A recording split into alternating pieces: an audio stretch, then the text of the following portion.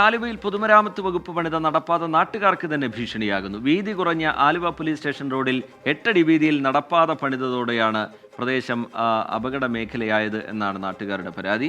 പോലീസിന്റെ തൊണ്ടി വാഹനങ്ങൾ റോഡിൽ സൂക്ഷിക്കുന്നതും വെല്ലുവിളിയാണെന്ന് നാട്ടുകാർ പറയുന്നു. എല്ലായിടത്തും റോഡിന് വീതി കൂട്ടുമ്പോൾ ആലുവയിൽ ഉള്ള വീതി കുറയ്ക്കുകയാണ് പൊതുമരാമത്ത് വകുപ്പ്. ഞാൻ ഈ നടക്കുന്ന നടപ്പാതയാണ് ആലുവയിൽ ഇപ്പോഴത്തെ പ്രധാന പ്രശ്നം. ആലുവ പോലീസ് സ്റ്റേഷൻ റോഡിലെ ഭീമൻ നടപ്പാതയാണ് പ്രശ്നം. അല്ലെങ്കിൽ തന്നെ റോഡിന് വീതി കുറവ്. അപ്പോഴാണ് പൊതുമരാമത്ത് വകുപ്പ് 8 അടി വീതിയിൽ നടപ്പാത പണിയുന്നത്. സബ് ജയിൽ ഗ്രൗണ്ട് മുതൽ പവർ ഹൗസ് ജംഗ്ഷൻ വരെയാണ് നടപ്പാതയുടെ നീളം. നടപ്പുകാർക്കും സൈക്കിളുകാർക്കുമൊക്കെ സുഗമയാത്ര. പക്ഷേ റോഡിന് വീതി കുറഞ്ഞതോടെ വഴിയരികിലെ പാർക്കിംഗ് വലിയ പ്രശ്നമായി. ഒരു കാറ് പാർക്ക് ചെയ്യുമ്പോൾ തന്നെ റോഡിന്റെ പകുതി എത്തും. പിന്നെ ഗതാഗതക്കുരുക്കായി ബഹളമായി ആകെ പ്രശ്നം. എല്ലാം പോട്ടെ, നടപ്പാതയുടെ വീതി കൂട്ടിയത് നല്ല കാര്യമെന്ന് പറയാം. ഉള്ള റോഡിലൂടെ വാഹനവുമായി പോകാമെന്ന് വെച്ചാൽ ദേ കിടക്കുന്നു തൊണ്ടി വാഹനങ്ങളുടെ നീണ്ട നിര.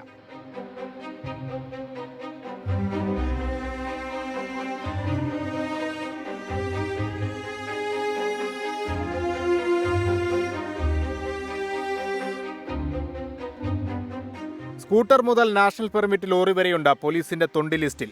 എല്ലാം തള്ളിയിരിക്കുന്നത് റോഡരികിൽ. നടപ്പാത വരുന്നതുവരെ ഒതുങ്ങിക്കിടന്നിരുന്ന തൊണ്ടി വാഹനങ്ങളും ഇപ്പോൾ റോഡിലേക്ക് മാറ്റി.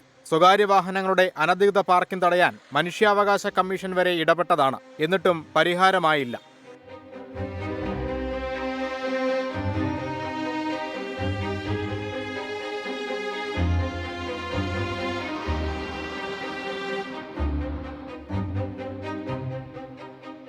ഗതാഗതക്കുരുക്കും അപകടവും ഒഴിവാക്കാൻ എന്താണ് ചെയ്യുക? ലക്ഷങ്ങൾ മുടക്കി നിർമ്മിച്ച നടപ്പാത പൊളിച്ചു മാറ്റാനാകുമോ? അനധികൃത പാർക്കിംഗ് എങ്ങനെ തടയാം? തൊണ്ടി വാഹനങ്ങൾ എവിടേക്ക് മാറ്റും? അധികൃതർ തല പുകഞ്ഞാലോചിക്കുകയാണ്. ആലുവയിൽ നിന്നും അലോഷിക്കൊപ്പം അശ്വിൻ പാലാഴി, 24.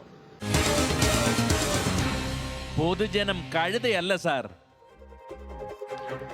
എന്താണ് നാട്ടുകാർക്ക്, പ്രദേശവാസികൾക്ക് ഈ വിഷയത്തിൽ പറയാനുള്ളതെന്ന് കേൾക്കാം. അതിലേക്ക്.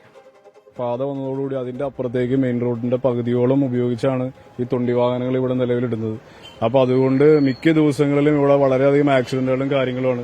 ഇന്നലെ മിഞ്ഞാന്നും കൂടിയും ഒരാൾ ആക്സിഡന്റ് ആയി. ഇതിന്റെ മുമ്പിൽ പോലീസ് സ്റ്റേഷന്റെ ഫ്രണ്ടിൽ ഒരാൾ മരിച്ചതേ ഉള്ളൂ. അതിനുശേഷം പോലും പോലീസുകാർക്ക് ഇതൊന്ന് മാറ്റിയിടാനോ അതോ പൊതുമരാമത്ത് ഇതിന്റെ കാര്യങ്ങളിൽ ഒരു തീരുമാനം എടുക്കാനോ ഒന്നിനും ഒരു സാഹചര്യം ഉണ്ടായിട്ടില്ല.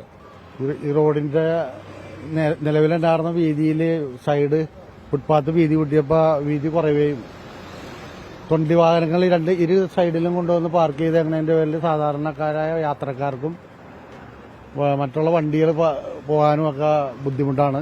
ഇത് SP പോലുള്ള ഉദ്യോഗസ്ഥന്മാരൊക്കെ അവിടെ മൂക്കിന്റെ താഴെയുള്ള സ്ഥലത്താണ് ഇത്തരത്തിലുള്ള അപകടങ്ങൾ നടക്കുന്നത്.